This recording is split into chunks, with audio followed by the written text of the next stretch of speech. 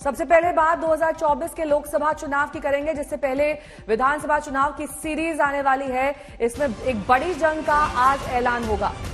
नागालैंड, त्रिपुरा और मेघालय यानी 3 राज्यों की चुनावी तारीखों का आज ऐलान हो रहा है। 2:30 बजे दोपहर चुनाव आयोग की प्रेस कॉन्फ्रेंस होनी है, जिसमें आज तारीखों का ऐलान होगा। त्रिपुरा में भी चुनाव की तारीखों का ऐलान आज होना है।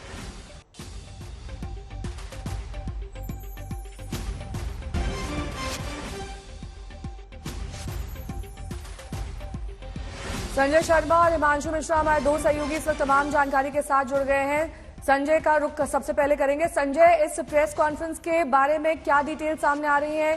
3 राज्यों की चुनावी तारीखों का ऐलान कितने फेज में होगा, कब कब होगा, आज सब कुछ क्लियर हो जाएगा? जी हाँ, आज सब कुछ क्लियर हो जाएगा। अभी तक हमारे सूत्रों ने जो जानकारी दी है उसमें 2:30 बजे प्रेस कॉन्फ्रेंस शुरू होगी और मुझे लग रहा है कि 2:45 या 2:50 तक चुनावी कार्यक्रम का ऐलान हो जाएगा, जिसमें सूत्र ये बता रहे हैं कि तीनों राज्य के लिए एक ही फेज में चुनाव होगा। फरवरी के तीसरे सप्ताह में निर्वाचन यानी मतदान की तारीख संभावित है और एक चरण का मतदान, उसके 2 दिन बाद मतगणना हो जाएगी। यानी फरवरी आखिर आते आते तीनों राज्यों में विधानसभाओं के गठन का ऐलान हो जाएगा औपचारिक रूप से। और ये 2023 के लगभग, मेरे ख्याल से, मैं तो 10 राज्य मानता हूं, लेकिन चुनाव आयोग के आधिकारिक रूप से 9 राज्यों में चुनाव होने हैं, जिसमें जम्मू कश्मीर का चुनाव भी होना है। तो 10वां राज्य जम्मू कश्मीर ऐसा लग रहा है, केंद्र शासित प्रदेश जम्मू कश्मीर, जहां की विधानसभा का चुनाव प्रस्तावित है। चुनाव आयोग के सूत्रों के मुताबिक मई में जम्मू कश्मीर में चुनाव हो सकते हैं, मतदान हो सकता है। लेकिन फिलहाल बात करें 3 राज्यों के, तो 3 राज्यों के चुनाव के लिए चुनावी जायजा ले लिया गया है और चुनाव आयोग पिछले सप्ताह यानी गुरुवार से लेकर रविवार तक 4 दिनों की यात्रा वहां दौरा कर चुका है, जिसमें तीनों राज्य शामिल हैं और वहां के राजनीतिक दलों, वहां के नौकरशाहों, वहां के चीफ सेक्रेटरीज और तमाम स्टेक होल्डर से बातचीत करने के बाद निर्वाचन आयोग रविवार को यहाँ दिल्ली पहुंचा और दिल्ली पहुंचने के 3 दिनों के अंदर उन्होंने तीनों राज्यों के चुनावी कार्यक्रम घोषित करने का ऐलान कर दिया है। यानी बस 2:30 बजे कुछ ही घंटे बचे हैं, जिससे हमें पता चल जाएगा कि आखिर चुनाव की तारीख कौन सी है, नामांकन कौन से दिन होगा और इसके साथ ही पूरा कार्यक्रम बिल्कुल सामने आ जाएगा।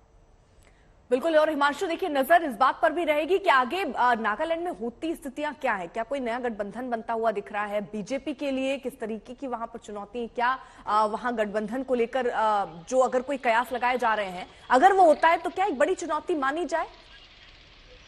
देखिए, बिल्कुल ये बात को मान लिया जाए कि सरकार जो है वो भारतीय जनता पार्टी को लगता है कि उनका और एनपीएफ का जो गठबंधन है वही सरकार बनाएगा और इसीलिए भारतीय जनता पार्टी ने पहले ही तय कर दिया है कि नागालैंड के अंदर वो 20 सीटों पे लड़ेंगी।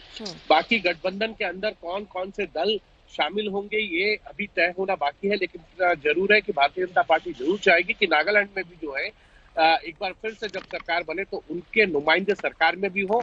और जिस प्रकार से इस सरकार के अंदर वर्तमान सरकार में भारतीय जनता पार्टी के एक उप मुख्यमंत्री है, त्रिपुरा में भारतीय जनता पार्टी के मुख्यमंत्री भी है, लेकिन वहां पर वो गठबंधन की सरकार में है और उनके जो गठबंधन के साथी है उनके साथ पिछले कुछ दिनों के अंदर कुछ खबरें आई थी कि बहुत ठीक नहीं चल रहा है। लेकिन भारतीय जनता पार्टी के केंद्रीय नेतृत्व के बाद ये बात गठबंधन के साथी दलों के साथ हुई कि देखिए। ऋतिक मंडल मेरे सहयोगी कोलकाता से जुड़ गए। ऋतिक, आपके पास क्या जानकारी है तीनों राज्यों को लेकर?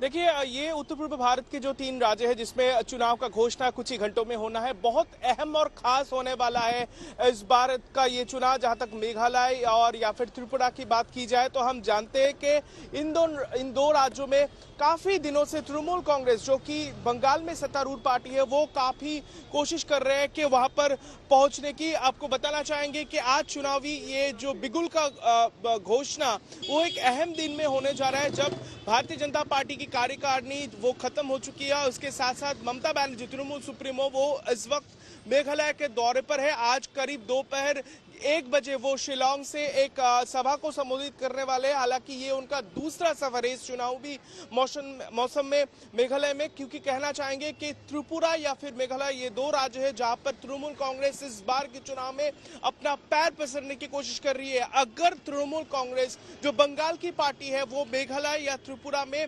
किसी भी तरीके से एक अहम भूमिका वो निभाते हैं चुनाव के दौरान, या फिर वो जीत हासिल करते हैं, ये लक्ष्य है तृणमूल कांग्रेस का। कल ममता बनर्जी ने जब यहाँ से ये रवाना हो रहे थे, उन्होंने नॉर्थ बंगाल पहुंचा तो पत्रकारों से बात करते उन्होंने कहा कि मेघालय में बदलाव चाहते हैं, सरकार में बदलाव चाहते हैं वहां के लोग।